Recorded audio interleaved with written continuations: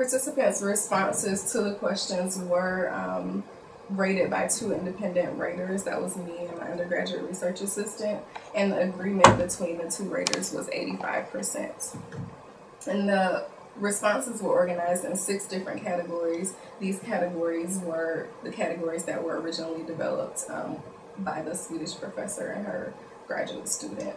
And so here are those categories. So a response would fall into the child sexual abuse category. If someone said something like the first quote, "This is a pervert touching a little kid who doesn't want it."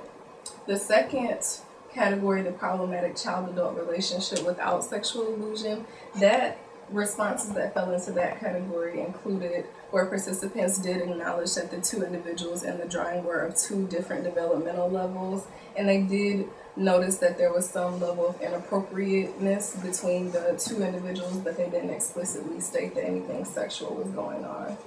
And then the third category, the safe child-adult relationship without sexual illusion, that would be something like the last quote, "living in a caring family."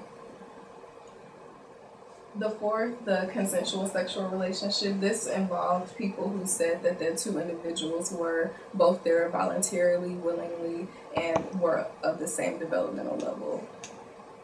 And no one said that they didn't know, or no one gave a literal description, or just basically said what was going on in the picture without adding anything subjective.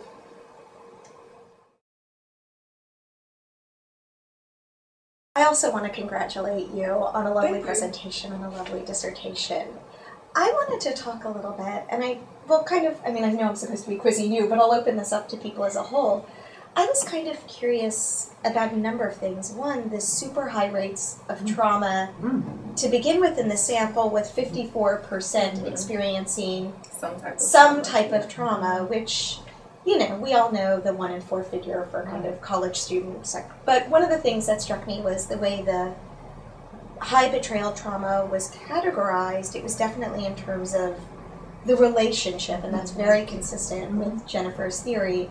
But given the content of the study, I wonder if you played around with looking at just the sexual abuse component versus... I didn't. Or how much even comorbidity or overlap there might be between people who are sexually abused also being neglected or emotionally mistreated, because... Is comorbidity the right word for that? I don't... But the overlap, the Venn diagram of those. Right, yeah, it would be really interesting to look at sexual abuse, because that was something that I was thinking about in picking that picture, was like that picks up on sexual abuse. It's if someone has had sexual abuse, that would really trigger them. And your hypotheses are so relationship specific also, which isn't quite sexual, but it's not...